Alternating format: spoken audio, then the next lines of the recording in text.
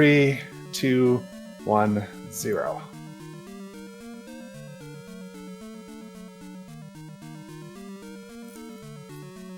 Everyone, thanks for your patience and welcome back to more Speedrun Ragnarok 2022. I'm so glad you all enjoyed that last run of Ultima 2, and I wanted to say that to keep the Ultima hype continuing, we went ahead and opened up all the incentives for Ultima 3, which we're looking forward to tomorrow morning. So if you want to get in there to meet that incentive to kill Lord British in the third Ultima game of this run, we would all love to see that. There's also several polls up for that game, including choosing the character gender. More pressing than that, however, is there's lots of polls still up also for some of our games coming later this afternoon. We're looking at lots of name incentives for Final Fantasy I, the Pixel Remaster, and also for Wild Arms later this evening. So you're gonna get to name many party members. I also wanted to say that in the Final Fantasy I polls, it's an option to name every party member Alf, and Alf is winning on most of them, which would be funny. So if you wanted to see all the characters named Alf, or even you can name the characters after some of the RPG Valkyries themselves. So get in to determine all those fun things. And we'll be looking forward to those later this evening. But up next is one of my favorite game series of all time, of course, The Legend of Zelda. We're here with Zelda 2, The Adventure of Link. This is the GBA port of it, and it's going to be run this afternoon by Cloudy Shoe. Cloudy, please go ahead and introduce yourself. Hi, I'm Cloudy Shoe, and this is game 2 of the 2 block, Zelda 2. We're going to have plenty of time to go over things during the run, so we might as well get right to it. Here we go in 5, 4, 3, 2, 1. Alright, so this is Zelda 2, New Game Plus, 94%, max keys, all gems, no healer glitch, GBA. And yeah, the GBA part is mostly just to make the category name longer. So that's a long category name. I respect the commitment to the bit. So we can go over that category here. Zelda 2, obviously the second Zelda. One whole Zelda better than Zelda 1. And 94% is just because by the strict definition of how the 100% is categorized,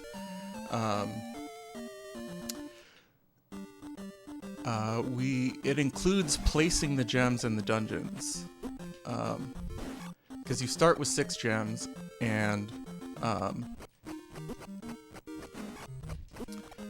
you have to place them, and you get a lot of experience from that. But we're playing New Game Plus, which in this game just means you keep your spells, your stats, and your stabs. So we have down stab and up stab already. But because the 100% includes placing the gems, and we're going to keep them because we want to have as much as possible at the end of the game,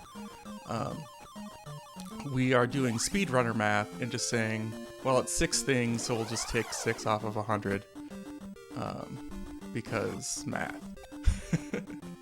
And then max keys. So if you're familiar with Zelda 2 speedrunning, you'll know that the most popular category is called all keys, 100% all keys. But since we're going to be doing some shenanigans here, we are going to end up actually getting more keys than all keys. So what I just did there on that was it's a glitch called Fairy Feet, where if you go like 1 pixel off the screen and you cross the barrier the other way, it thinks you exited from the other side. So there we picked up the mirror, which normally in a New Game Plus category you would not get because you already have the spell that it's needed for. But in this case, we pick it up because we need it for shenanigans later. And we also do not know Bagu in this run. Normally, you need to know Bagu to help you cross, but we have the fairy spell. So we do not need that. Category is truly like maximum inventory percent, right? Yeah. Incredible. So it's anything. It's basically everything that's permanent. So it doesn't include like 1-ups and red jars that are around the world, but it does include heart containers, magic containers, and in this case, keys. The way keys work in this game is you can get a key anywhere and use it on any door, and the number of keys that you have will go down. But if you have the magic key, the number of keys you have will just keep going up. So we're gonna get the magic key first, and then we are going to keep every key that we get. So, and no healer glitch, that part of the category is, we are going to get to a place later called Glitch Town, where we can get up to some shenanigans, and the fastest way to get there is what is called the healer glitch, where when you talk to, it works on a lot of NPCs, but the healer is the quickest one to get to. If you speak to the healer on 2 specific frames, you can get into Glitch Town. But as a double frame perfect thing, it's not always the most fun. So this category gets there another way, and is a lot more repeatable and reliable. Because you can lose, if your healer glitch game is not good that day, you can lose several minutes to trying to get that. So we're just taking a quick casual stroll through Death Mountain here, which when you have, your levels are all maxed out, it's not too bad, even in the dark. Because the first thing you get in just about any Zelda 2 speedrun is the hammer. Because the hammer lets you get around the world faster. And in Zelda 2, we like our hammer time. And we've already done it once here, but we'll be using the up and A mechanic a lot in this run, where if you pause the game and press up and A, or in the GBA port, if you press up and select, because they don't expect you to have a second controller, then it'll take you back to the beginning of the game. So that is our hammer, and it's gonna be a little while before we get our first key, but once we do, we'll start racking them up real quick. So we're actually gonna go straight to Palace 3, because we need to get over to the Eastern Continent. And to do that, we're gonna need a raft, and the raft is in Palace 3. The thing about getting the raft in Palace 3 is that normally you need the glove, which is in Palace 2. But this will be our first case of shenanigans in the game, and we're gonna get it without the glove. Common. What if we just didn't use the item that we needed? Yes. Alright, so that's a 50-50 there. If you stab that statue, you'll either get a red jar, which will restore your magic, or you'll get a red iron knuckle, which will try to stab you. So we got the good part of that deal. Definitely, that sounds more pleasant. Yeah. So we're gonna, if you jump over that enemy, you get better spawns here. You get one less of those little blue spiky mews. And you're able to get through a lot quicker. So if you have the glove, you're able to break these blocks. They can lock you in. You can get soft locked there if they fall in the wrong pattern. We would be okay because we have spells and things. We're gonna say hello to that key and goodbye. We'll be back for that key later. I can't. There we go. I was about to use magic that I should not have used. Okay, so normally you can jump 2 blocks easy. If you jump right, you can get 3 high there. So what we're going to do is we're going to jump into the HUD here and cast Fairy. And that will get us onto the ceiling in the room below us.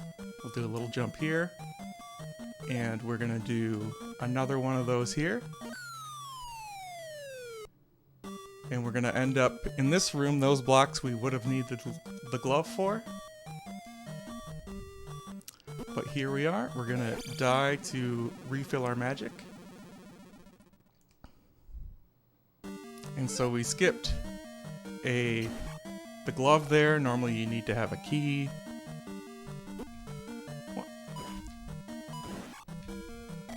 And we're going to need to use the fairy spell here to get through this door.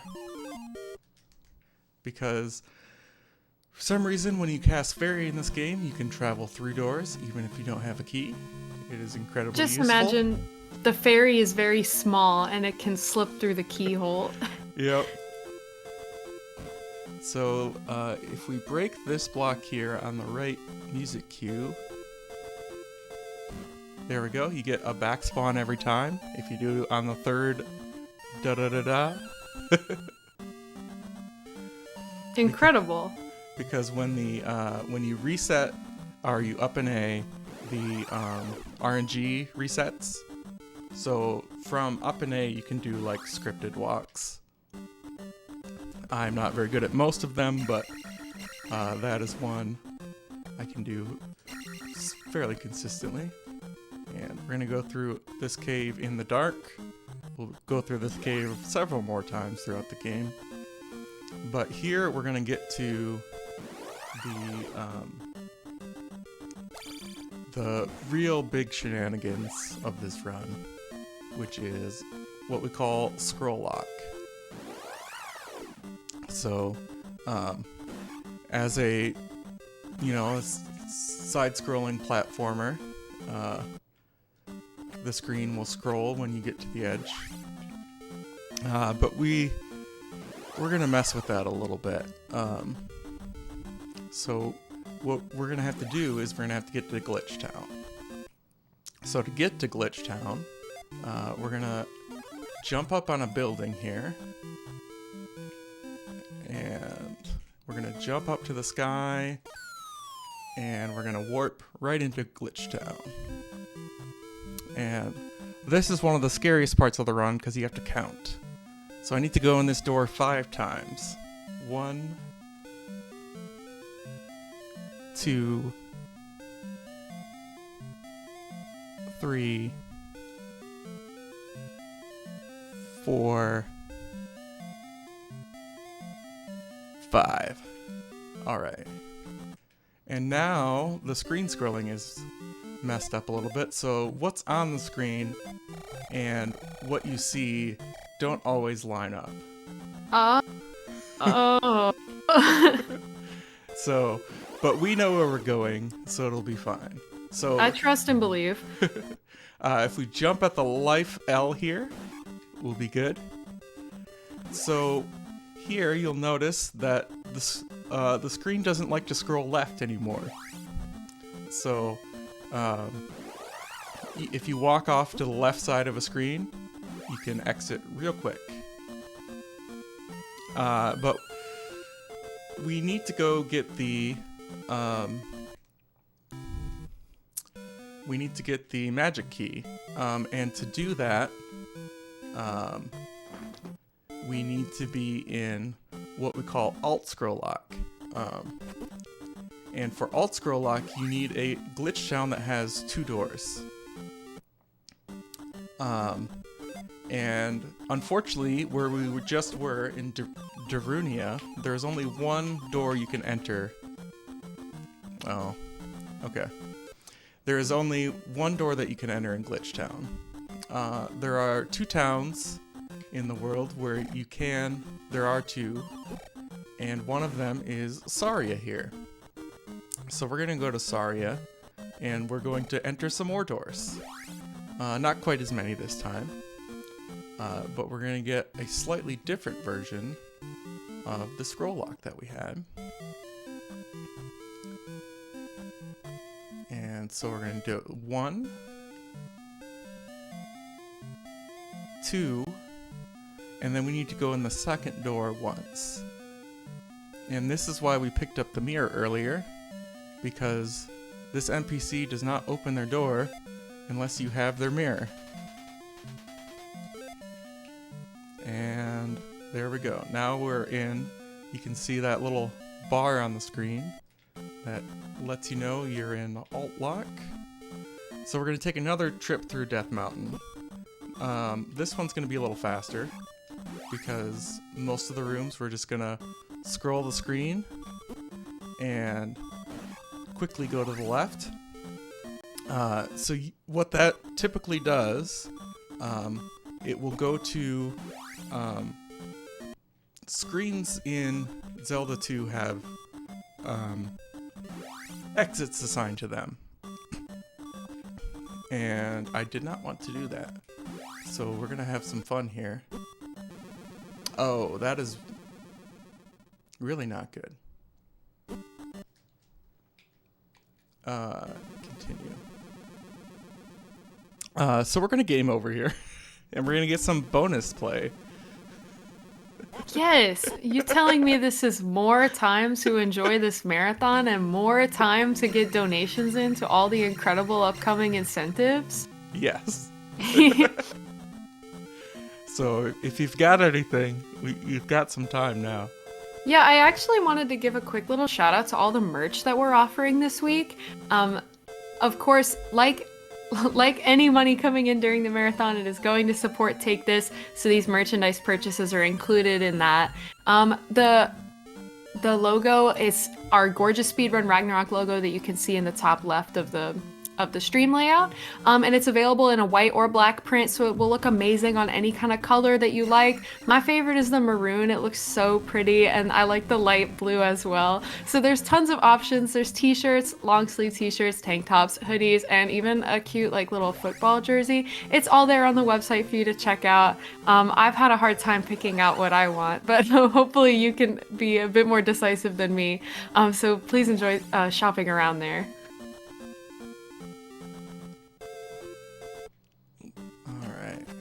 So we're almost back to Darunia here.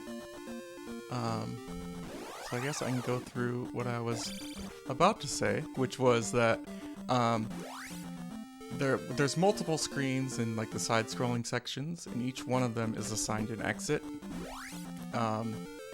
So when you scroll the screen and exit left, you end up going out of the exit for the screen that the game thinks that you're on, which isn't the screen that it looks like you're on, or I guess the screen you're actually on, which isn't the screen that it looks like you're on.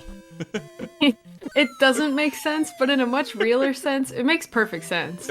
Yeah. By the way, I think that falling screen is gorgeous. Yeah. And in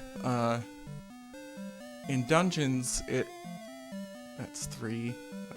I'm gonna have to 4. Okay, and one more. So in dungeons, the kind of easy thing to remember is that the screen, when you scroll and go left, it essentially takes you down a screen because of how those screens are assigned.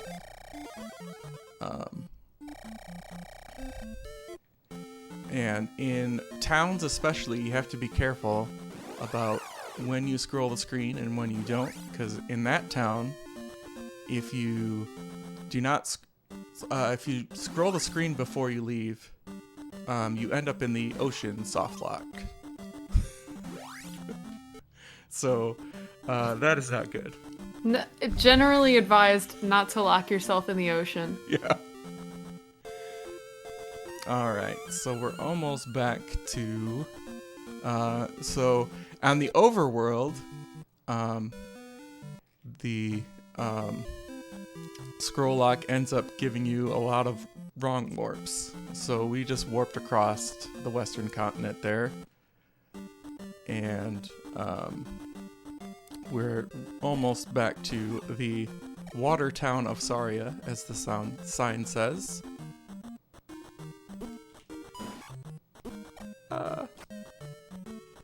And these fish, the bagu are not very kind. They are relentless. Yeah. Alright. So we're gonna scroll there. And we're gonna go back for 1 and 2 here. And then we need to enter the second door once.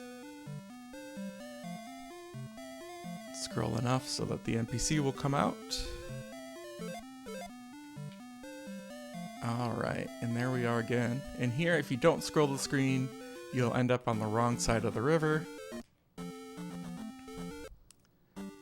Alright, so we need to, in these first few rooms, you just scroll a little bit and exit, and you end up on the other side of the cave. And the same here.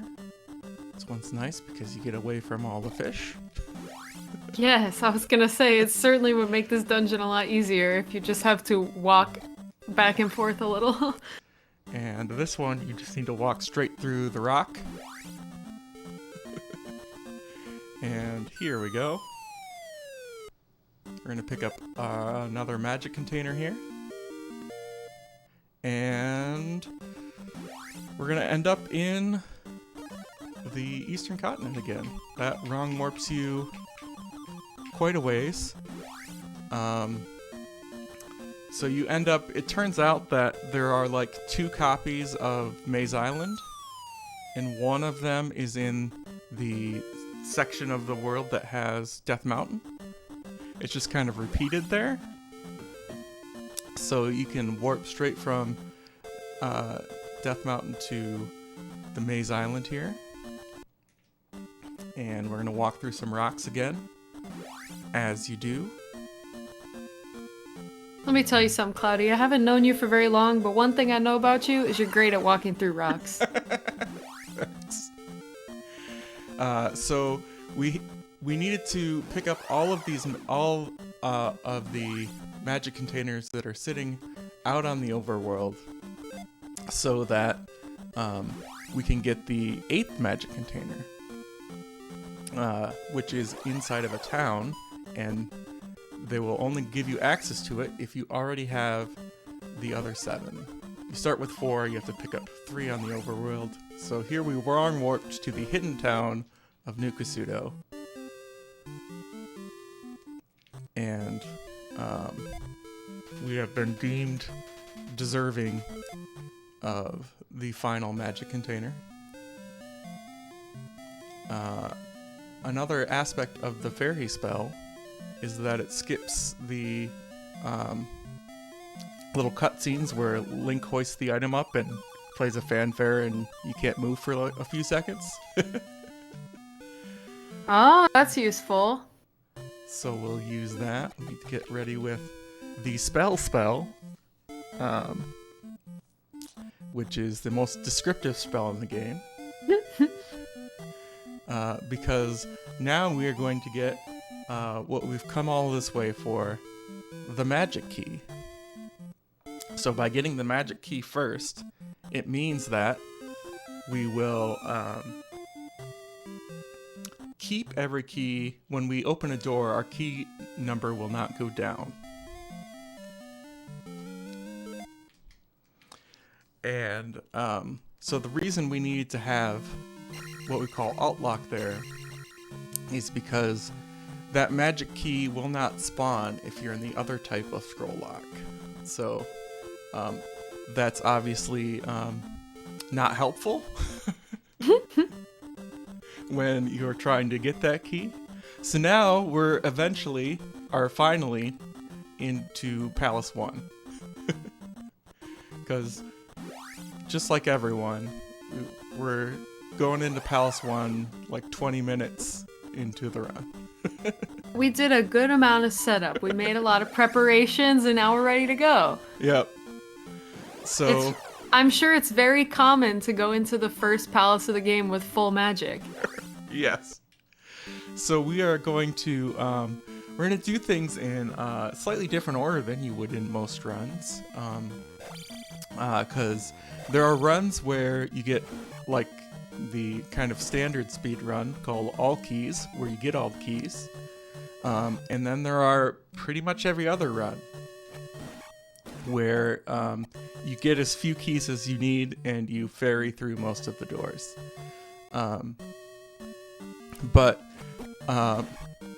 So we don't need keys to open doors because we have the fairy spell and the magic key, so we can open any door that we encounter. But the main point of the category is to get as many keys as possible. So we have to go get all the keys. So we will do that, but in some cases we'll do it in a slightly odd order. So normally you have to get that first key to open this door,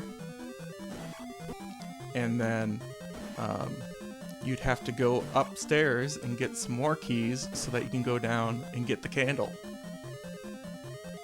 But we can already get there, so we're going to go just straight down to the candle here. And I don't know. Okay. We'll see how... I didn't quite do the thing you do to set up the bubbles, so we'll see how they treat us. There we go. Oh! That one had to be a jerk. Bots are always jerks, no matter what anyone tells you. Bots are these little blue enemies. They just jump randomly. There are red versions of them called bits that don't jump. They just kind of like slide around randomly, but they are just as evil. Don't let them fool you. There are those who run Zelda 2 who will tell you that bits are sweeties, but they are wrong. Bits and bots are all jerks. Their cute, like, slime appearance almost deceived me. They looked so lovable. So now we have the candle, so we can see in all those dark caves that we've been going through. If you jump right here, you delay enough to get these skulls in a good pattern so they won't hit you. There's another way you can do that where you do like a fancy backstab, but you can also just do a little jump there. And these bots are... because a lot of these enemies, like, when you know how to fight them, they're not too bad. But bots just jump randomly, so they're terrible. There's no amount of practice can prepare you for how they're gonna act. Oh, we can get that key on the way back. I missed a stab there, but we have to backtrack through this room anyway. Okay, we've got our little friend here throwing hammers at us. And we picked up the attic key there.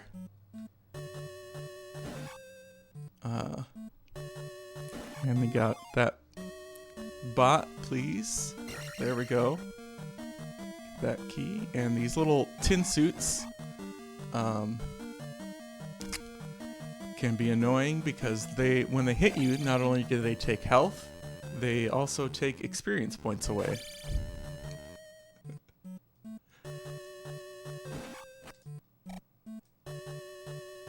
Okay. And we got some Stelphos here.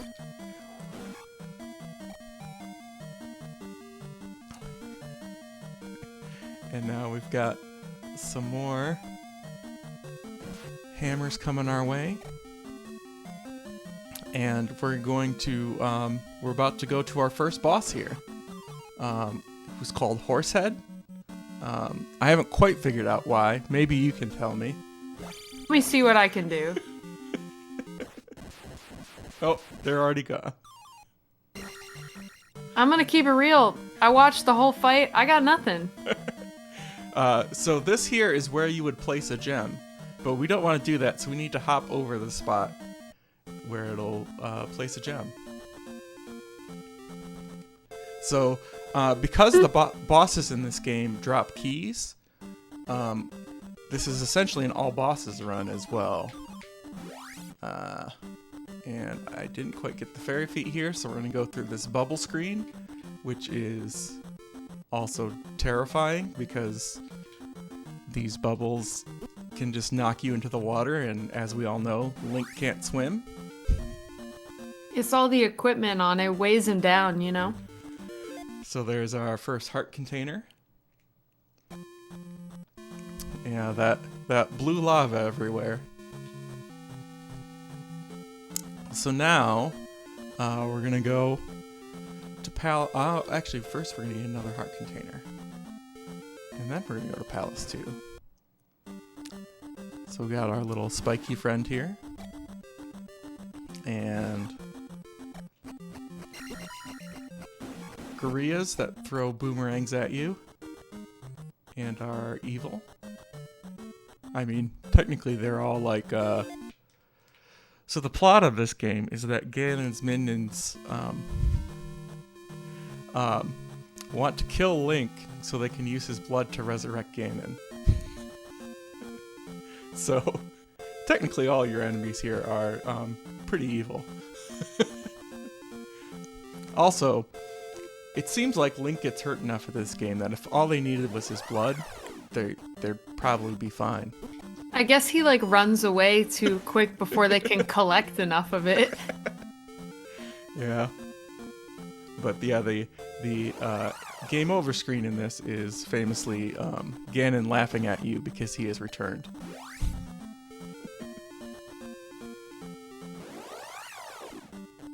Says, why aren't there more mosquito enemies? That one would be so easy.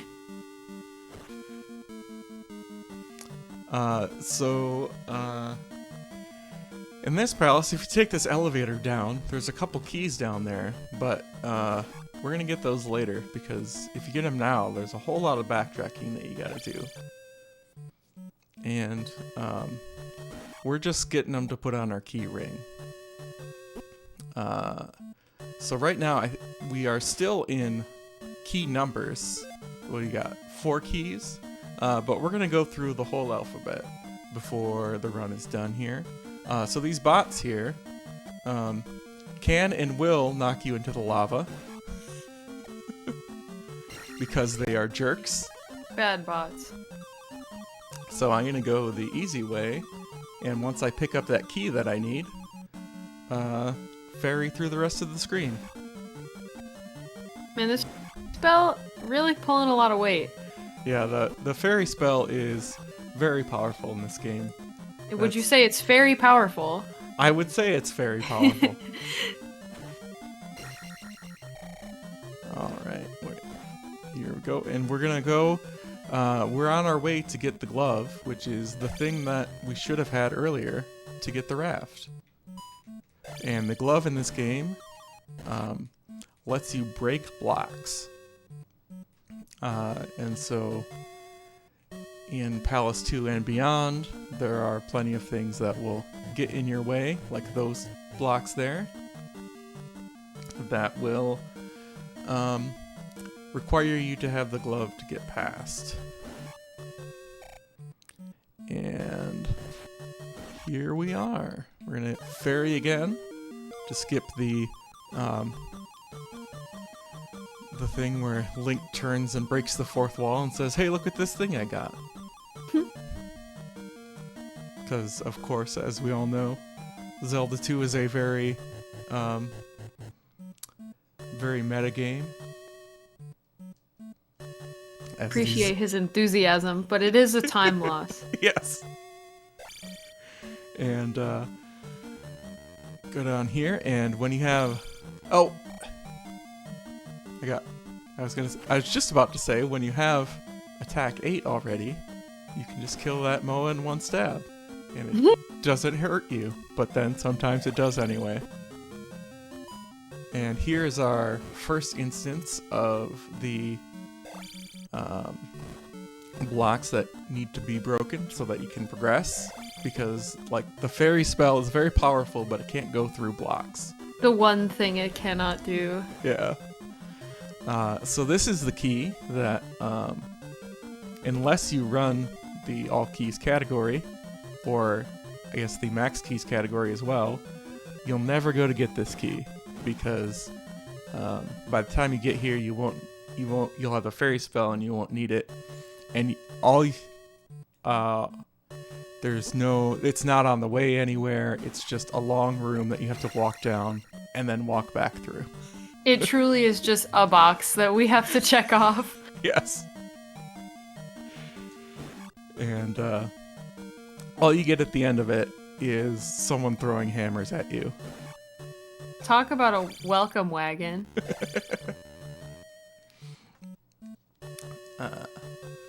There's some folks in chat talking about their old copies of this game, and it made me curious, is there any differences between the console version and the Game Boy Advance version, or is it pretty much just directly a port?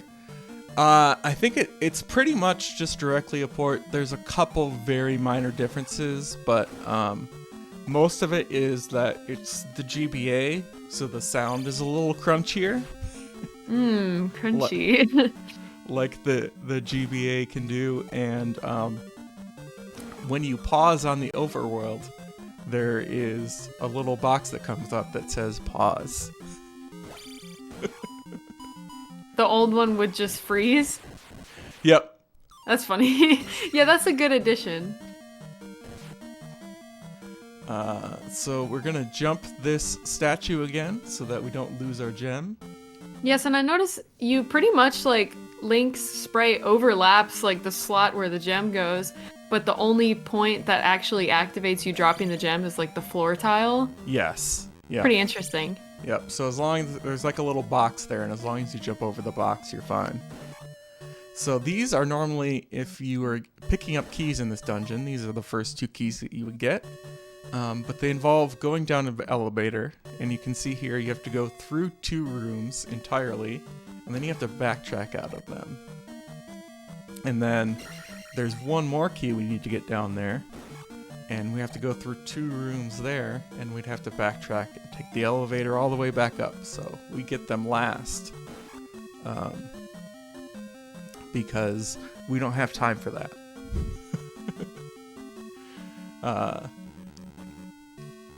And this is a good example of how bots are evil. Okay, they didn't go too bad here, but they can just jump into you there. Easy for Cloudy Shoe. Ah! Okay. If you stay high in this room, it's a lot easier. Alright. So now we're going to go back to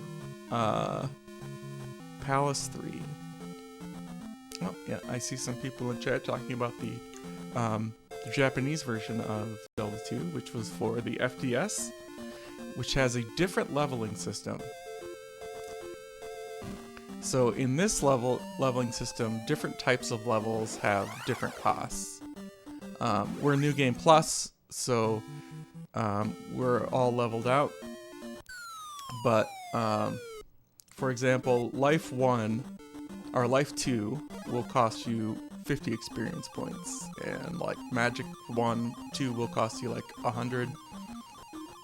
In the FDS version, there are just set values, and you can pick whatever one you want.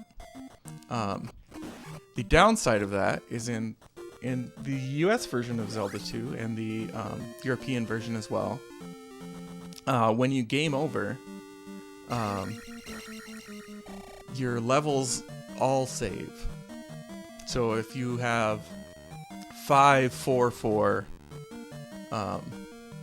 when you get back to the starting screen, you'll have 544. In the FDS version, your levels all go to whatever the lowest one is. So if you had like Attack 8, Magic 2, and Life 5, you'll be 222.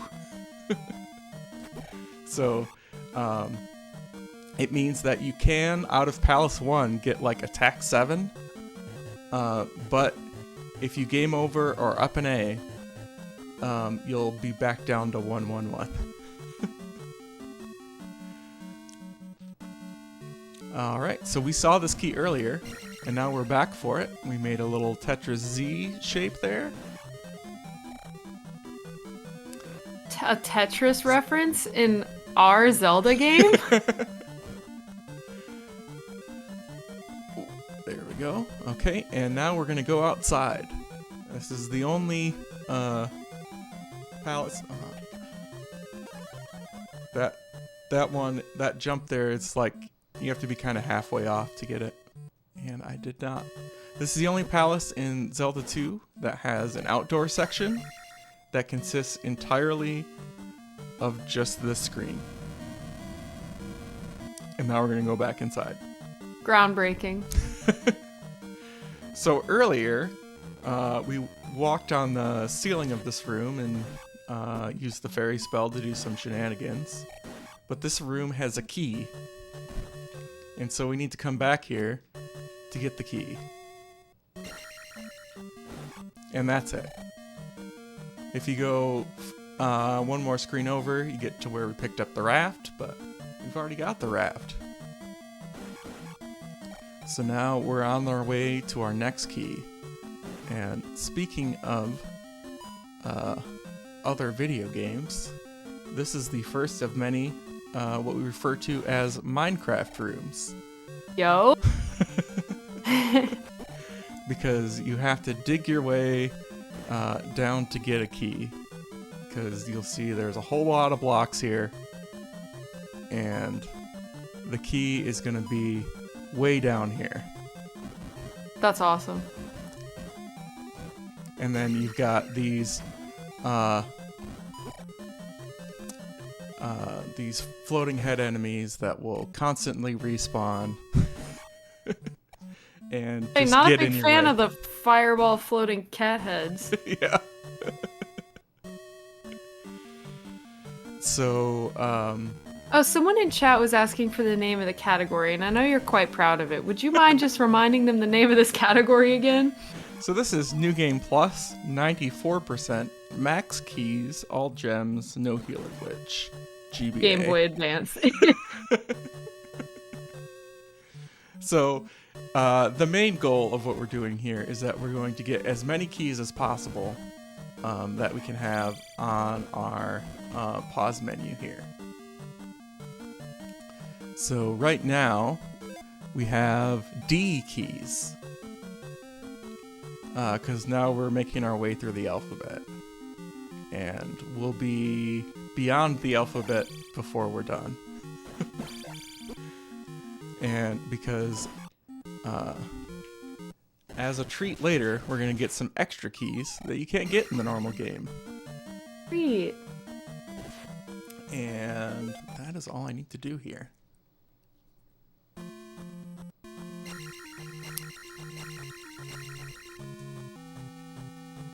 So now we're going to make our way over to back to the maze where we were earlier.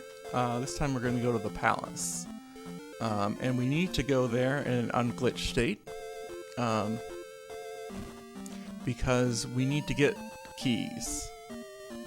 We're going to end up with, I believe it's 39 keys in total. At least D's. Yeah. So we're gonna go through the numbers, and then we're gonna go through, which we've already done, and then we're gonna go through all the letters. So that's gonna be 35, and then we're gonna get 4 more keys. How does it start counting them after the letters, or should I wait and see it? It just keeps on going in the sprite table. My goodness. So if you were able to get more keys, it would just kind of keep on going through, and eventually you'd probably just get some nonsense. Okay, I think I can answer this question in the chat. I think I know enough about this run now. The reason for unlocking the door after the boss, but not setting the gem, is because we want to keep the gem because it's part of the category. We're just trying to collect many things. This is a very greedy Link category, so we want to unlock the space, but don't like remove the gem from our inventory. Yeah, the walking into the boss door and unlocking it was just because I forgot that I need to up A right away. There's no requirement. There will be a case later in the run where we walk into a boss door very much on purpose. But we'll get to that in a little bit here. So this maze, the key to it is to take the longest route that you can find. And that ends up with the fewest of the side-scroll encounters. If you take any other path, you'll end up with many more of those screens. No, okay. You're not going to be friendly, but that's fine. Yeah, someone saying in chat, the letters aren't hex, they're just the next part that's in the sprite table. So they have the numbers, and then followed by the letters, and then followed by more symbols.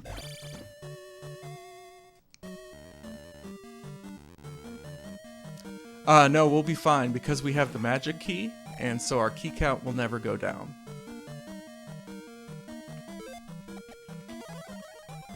So we're going to jump here, and this is going to be the first of many of this type of key room in the game, or in this palace, where you've got all this lava just sitting there waiting for you. And you've got enemies that just want to throw things at you and knock you into the lava. This is a 50-50, and we got the enemy instead of the... Oh, that's fine. Unintentional, but it gives us a free magic refill, and we've got lives to use. Because this is our first trip to Palace 4, but it will not be our last trip. Because to get all of the keys, we're going to have to come back. You can't get several of these keys if you're in the glitched mode, so we have to come here to pick up the keys, and in this case here, we got to pick up the boots. Which the boots, of course, in this game, let you walk on water. Because why wouldn't they? Oh, yeah, I mean, that's pretty normal. Yeah. Don't you have your water walking boots? Yeah, but only some water. Oh, yeah, that makes sense. So, I guess maybe it's shallower water.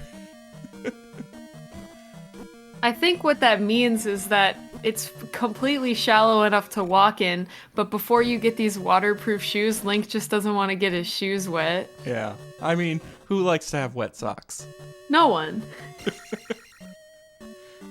So this is our second of these lava room keys. We're gonna have another one a little later.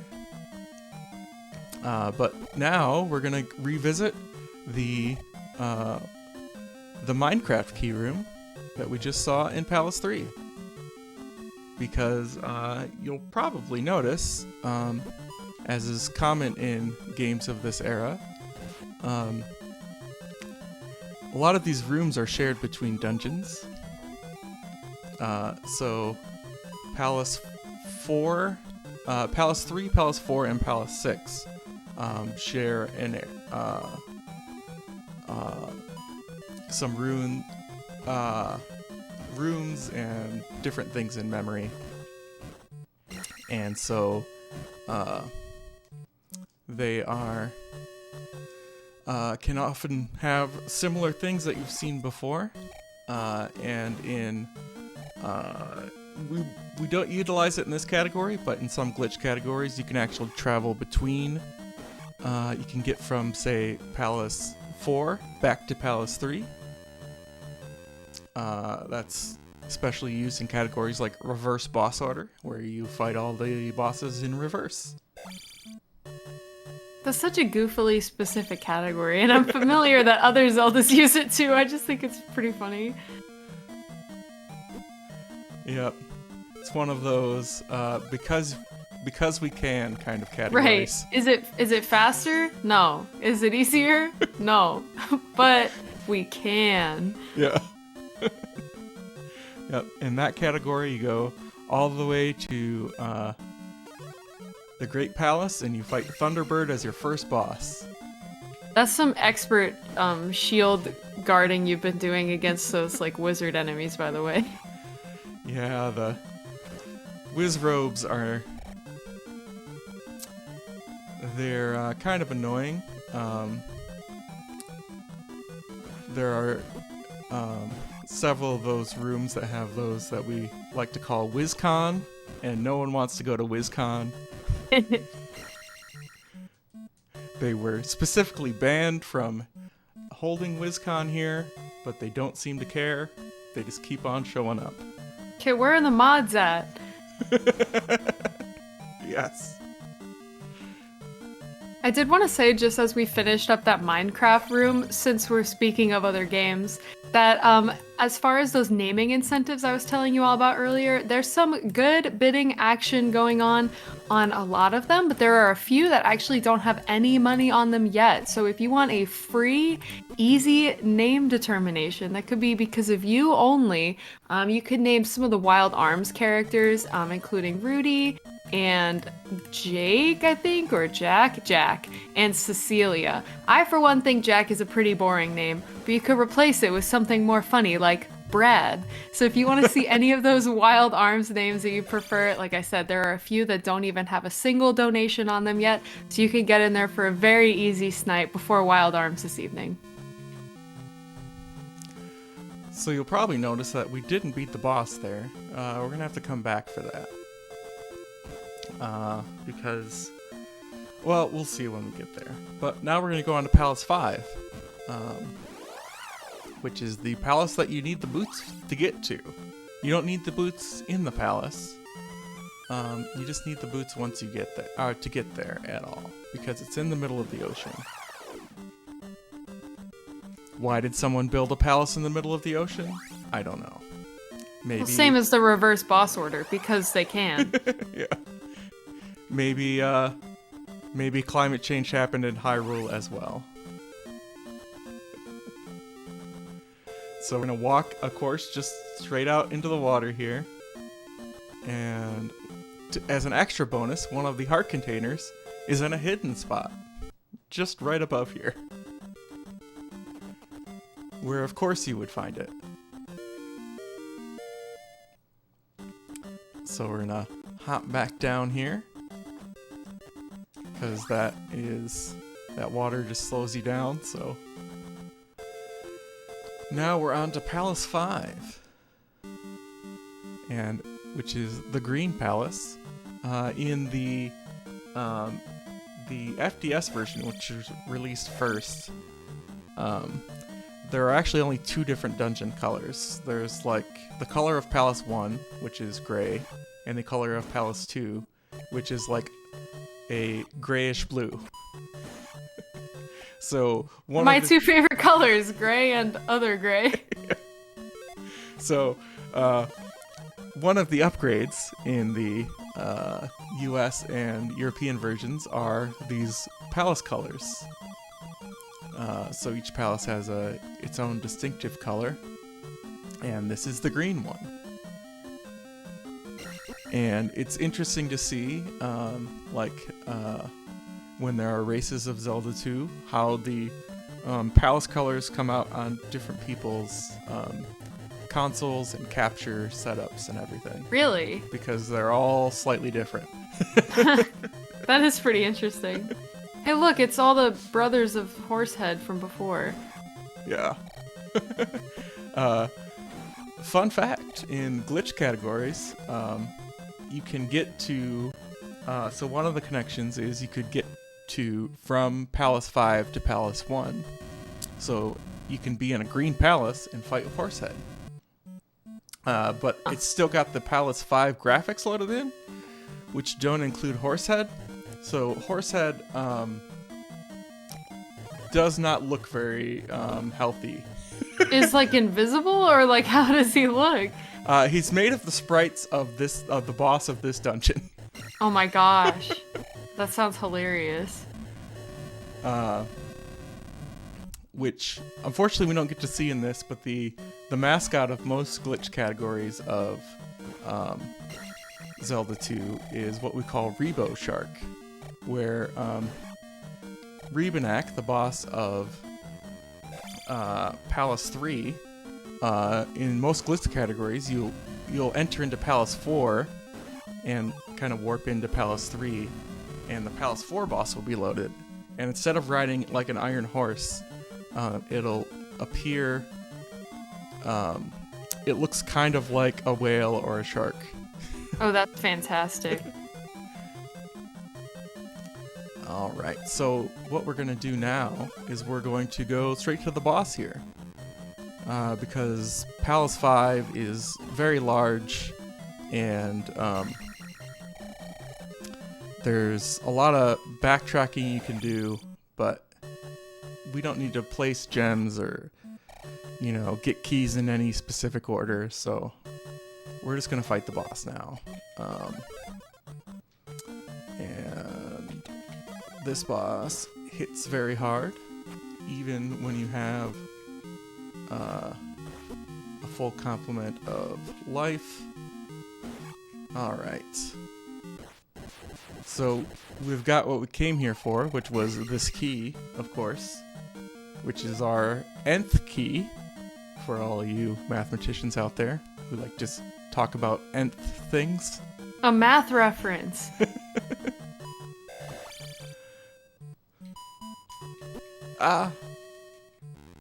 Okay, now we are going to go down to get the key that they expect you to get to open the door to get into that room, which is down here in the basement. And these Magos here are not fun. They just spawn out of nowhere and throw fire at you, and they just didn't really get the memo that we're just trying to have a chill time here. It's not that serious. We're just trying to chill. And so they just kind of spawn randomly. I remember watching somebody play this with they had like an emulator script that would show like hitboxes, and when those enemies were spawning in, like their hitbox would just like go all over the screen until it finally like picked a spot. So now we're gonna go back to this elevator that we walked past earlier. Oh, the other thing about the FDS version is that the elevators are like half speed. Yeah, we like the faster elevators. Yes. So we got that key, and we're on our way to get the flute, which is what the game calls it, but it kind of looks more like a plunger. So. Oh well, that's close. Yeah.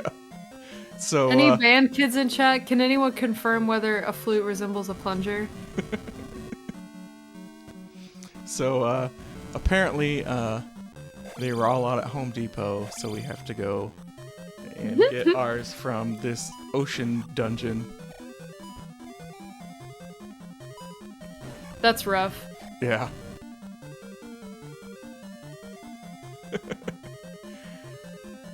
And so we got iron knuckle here, and we've got the blue kind, which throw things at you. But there we go. That's definitely a flute, as you can certainly tell. I mean, it's close.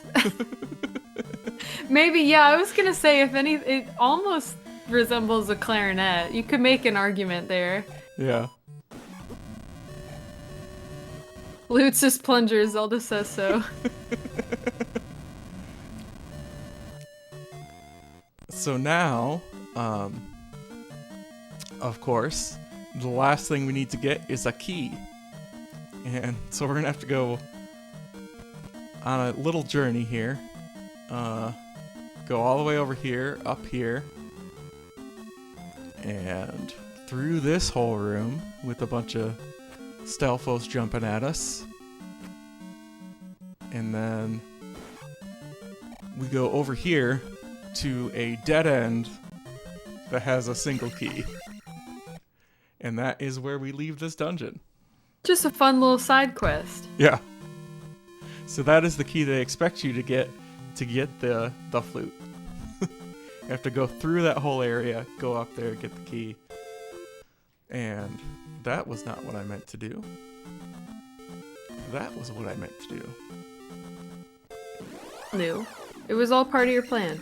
Yes, that's all RNG manipulation or something. And I was gonna say, yeah, there's no way the manipulation there would work. The actual music cue that we use there only works if you don't run into things on the way.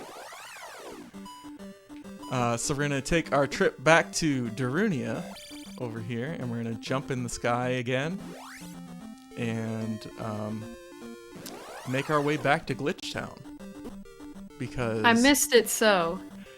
Because we need to do some shenanigans to get some more keys. Because there are, I believe, 31 keys in the game normally, but that is not enough for us. We must get all of the keys. And even more than all of the keys, we must get the maximum number of keys. So this, technically, in a category like this, if you are able to find an additional key, you are the world record holder by default, because you have found the most keys. The only true max keys. Yeah. So it's kind of like a low percent. If you're able to get a lower percent, no matter how slow the run, it is technically the low percent record. Yeah, I was thinking of that category name low percent when we were talking about this. This is pretty much like high percent. Yeah. So once again, we need to count to 5. 1, 2, 3, 4,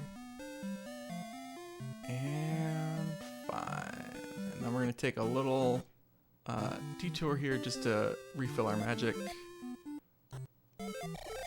And you definitely don't want to scroll the screen here because you end up in the ocean. And we definitely want to skip the screen because it's got bubbles that can knock you into water. So if you get a random encounter on the same screen as like a regular planned overworld encounter, the random encounter overwrites it. And the random encounters are universally shorter. So we need to go back because, oh wait, I was about to do a very bad thing. We're gonna go back to the other continent eventually, but not yet. We need to be in this version of Scroll Lock when we go into Palace 4 again, which we're definitely not at. So we're going to take a little reroute and do Palace 6 now. Because That's how it goes sometimes. I'm not gonna question it. So What I am gonna question actually was if you have something complex to explain, please go ahead. I was just gonna make no. chit chat. Nope, I was we're just fine. curious. I know that among Zelda games, this one usually gets a bad rap as being, usually the least popular. I was curious if this is a game that you've just always liked, or like how you got into speedrunning this one. Or not even speedrunning, but maximum running this one. Yeah, I actually had not played Zelda 2 until I don't know, 5 or 6 years ago, and I got into it because I have friends that speedrun it. That's a great way to get into something, honestly. Yeah. So Were you like a fan of Zelda's before that? Not really a huge fan. I kind of played some casually, but I wasn't like a huge fan of the series or anything. Yeah, interesting.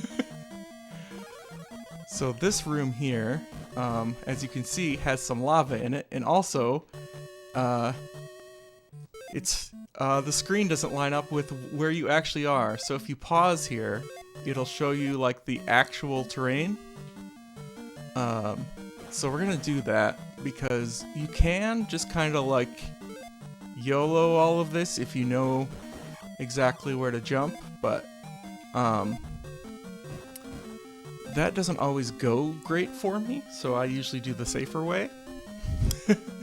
Yeah, this is confounding to watch. So, one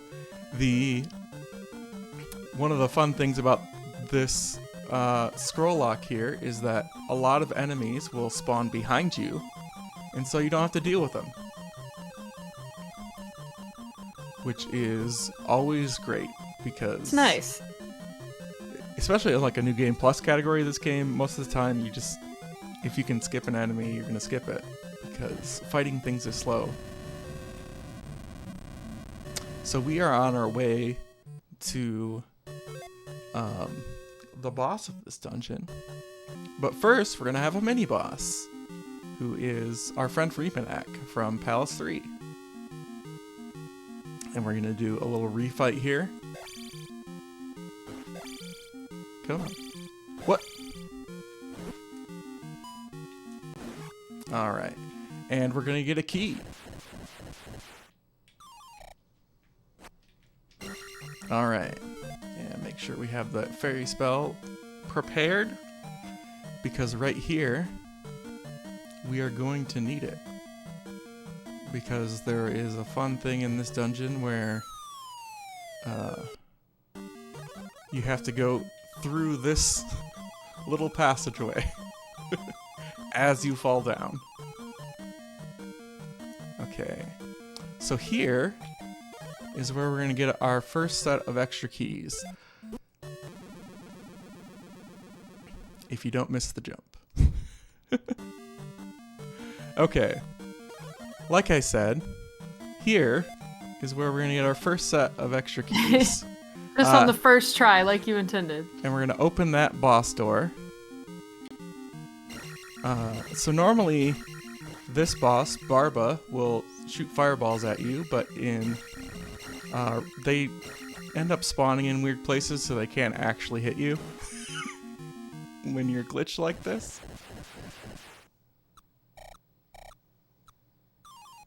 But you may notice they just dropped 5 keys. Wow. So, for some reason, if you are in this version of the scroll lock and you defeat the boss of Palace 6 or the boss of Palace 4, they drop 5 keys instead of 1.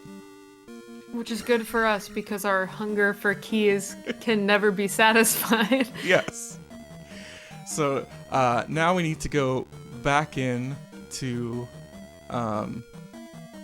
Palace 6 to get the one more key from another mini boss, and also to get the dungeon item, which is the cross, which lets you see invisible enemies.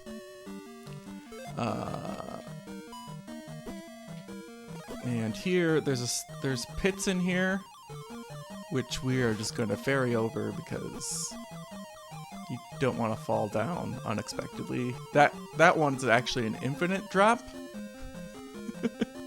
We don't have time for that.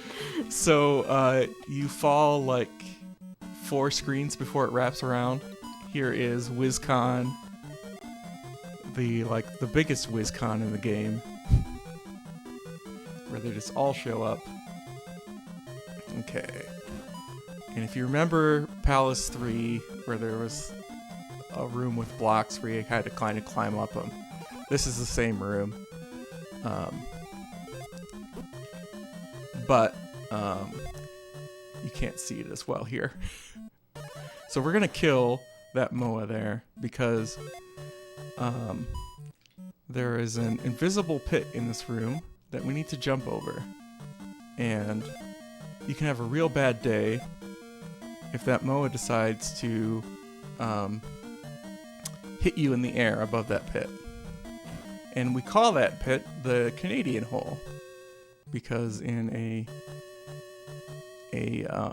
Zelda 2 tournament of yore, a bunch of Canadian speedrunners kept falling in that hole. And you have to go like through several screens and back up an elevator, and you lose a ton of time. Come on, Rebo. Please cooperate.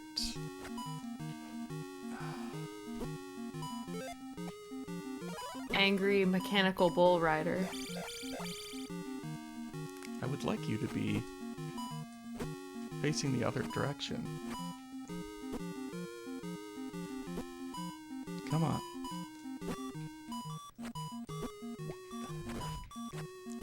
Sir.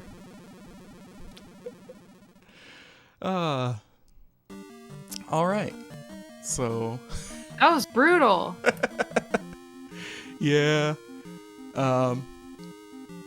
That's how it goes sometimes when you are an okay speedrunner. Nonsense. I think you're doing great. So we're gonna let him. There we go.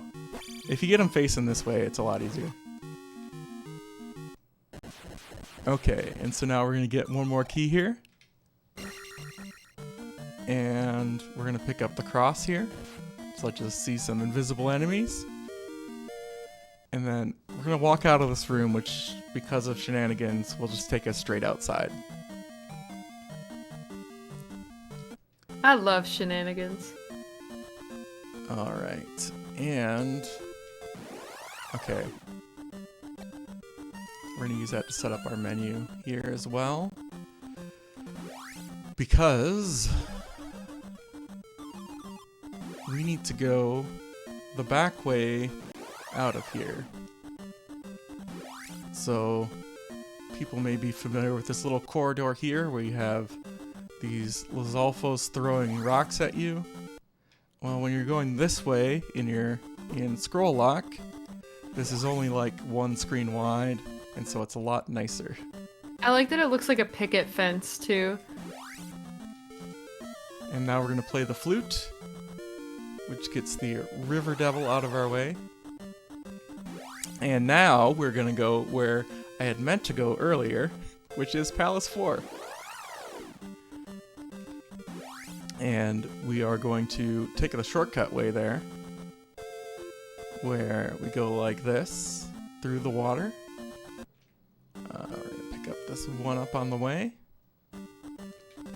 And we're gonna go back to Maze Island. And because we have the boots, we can just take the shortcut path.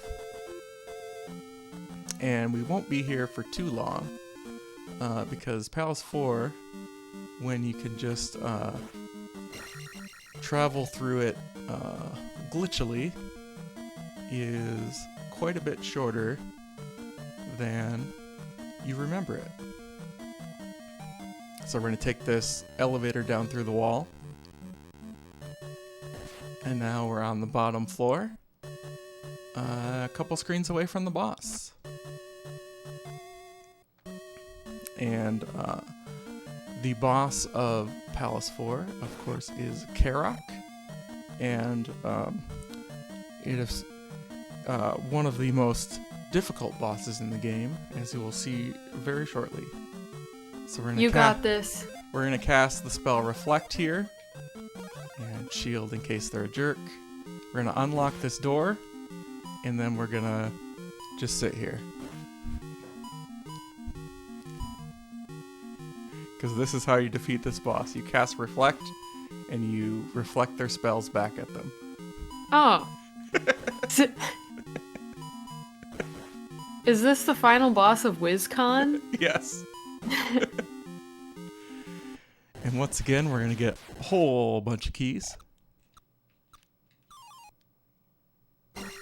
Someone was asking in chat too earlier if you know like what's the in-game logic for why 5 keys drops. I am not sure why 5 keys drop. But we like it. Yes, we do. I know that if you don't open that door, you only get 4 keys. So it has something to do with the sprite limit. But I'm not exactly sure what. And the first key that you pick up will stop the keys from dropping. So if you, I've tried to see if there's a way to like trick it into dropping more keys, but I haven't been able to find anything. So 5 keys is the most I've found so far. So now we're gonna go back to the first town in the game, Raru, and we are going to get back into that alternate form of the scroll lock glitch, because we need to fight Thunderbird to get our last key. And I needed to go right here. And you can fight Thunderbird in this version of the scroll lock glitch, but this key will drop off screen where you won't be able to get it, and you'll be soft locked. Because the way bosses work is it locks the screen until you pick up their key, and then the screen gets unlocked.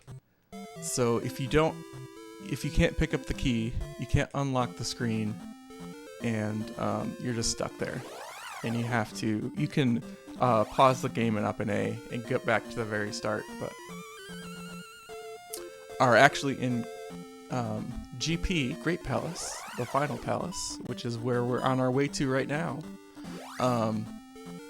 You'll actually start at the beginning of the palace, which is one of the nice things. So as you see right now, we have hyphen keys. Yes. Exactly as many keys as I wanted. Because apparently hyphen is the next thing in the sprite table. I didn't show it earlier, but after Z, it went through a couple blank spaces, and then it got to this hyphen. So we're gonna up A here, which just restores our lives and magic and health. And we're gonna go through the Great Palace, just as you remember it. It's a very long palace normally. We're gonna take a slightly shorter route. And of course, everything will look just normal.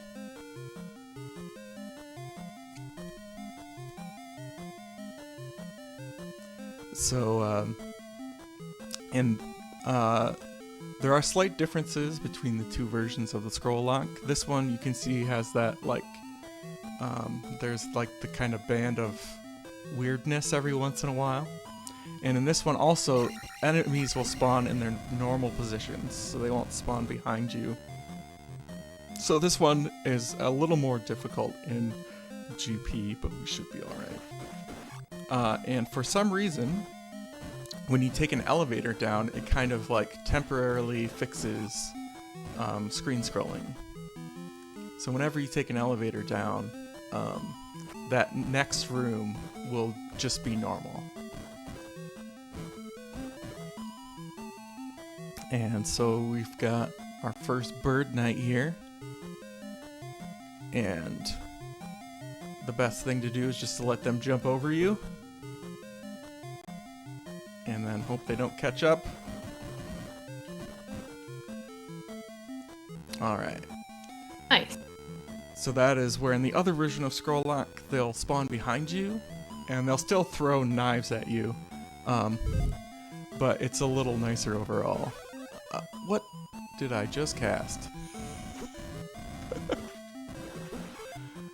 Thunder, nice. Didn't quite mean to do that, but that's alright. Alright, we'll have to do a little magic farming here, but it'll be fine. Okay, so this here is a 50-50 between one of those bird knights and a red jar. And we are looking for the red jar, and we got it in 2. Alright. Pretty handy thing. Those statues that appear a lot. Yeah. Like a quick little risk reward. And every now and then I'll run into one I didn't know existed because it's in some weird place. Like one of those Minecraft rooms that we saw earlier, I believe in Palace 3, there's just a random block in one of those sections that has a 50-50 in it. Huh. So, Sure that was... Actually, I'm sure it was intended, honestly. Pretty interesting. Yeah. Yeah, they have them in some kind of weird places, but it works out. So here, we need to jump where the lava is, which, you know, might sound normal, but in the other version of Scroll Lock, there's just, it's all bricks, and the lava is where there is one, like, red section. And that's where you have to jump, so. We've got another bird knight here that's going to be jumping in our face. And we're just going to let them jump over our head. And that big skull bubble there. Got some nice, beautiful colors there. It is beautiful. Kind of scary, though. Alright, and we're going to go here. And we're not going to let these bots knock us in the lava. Okay. And just go here. And we're going to drop through the floor here, and we're gonna very briefly say hi to Big Bot here. Big Bot. There we go. And this is where I always have to remind myself in this category, do not skip Thunderbird. Because if you do a fairy warp here, you can skip Thunderbird. But if you skip Thunderbird, you don't get Thunderbird's key. We need that key. And we need that key. And here is the Thunderbird room, just like you always remembered it. We're going to cast some spells here for safety, and then of course we need to cast the Thunder spell to be able to damage Thunderbird at all. And we're going to hopefully have a very smooth Thunderbird fight. There is a fast version of this fight, which I'm not very good at, where you just like kind of jump up and do a whole bunch of stabs. And then there's this version where you get Thunderbird into a pattern and get them to kind of swoop down, and hopefully they don't drop too many fireballs on you. Alright. There we go. And this is our final final key. And as you can see, we now have the L from the life bar keys.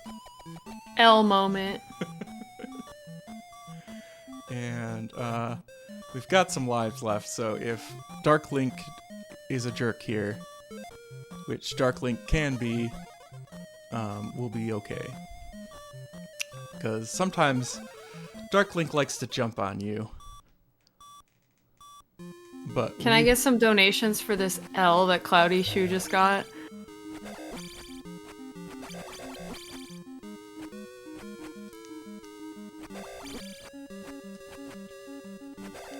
And the most consistent way to fight Dark Link is just to stand in the corner. There is a scripted fight that you can get that I did not get.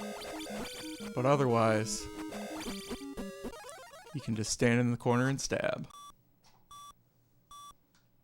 And that is Zelda 2, with the maximum number of keys you can get.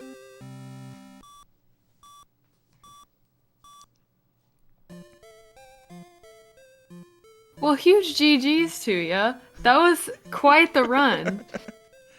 Thank you. Thanks to thanks for hosting. Thanks to the Valkyries for having me. I'll be back in a couple days with Ultima 6 and an edutainment game called Outnumbered. But there's plenty of other great runs throughout the marathon, and good luck to everyone that's coming up, and hope everyone has a great day. I couldn't agree more. Thank you so much for doing that run, and we'll look forward to the rest of your runs throughout this week.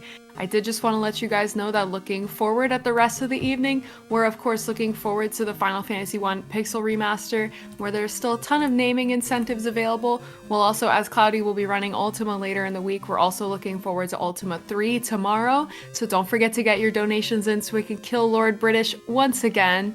And also later this evening, we'll be enjoying another interview with Take This, so certainly you don't want to miss that this evening as well. This is going to be the end of my hosting afternoon with y'all. I hope you enjoyed it as much as I did. Thank you everyone for watching and for supporting, and I hope that you'll continue to enjoy Speedrun Ragnarok 2022.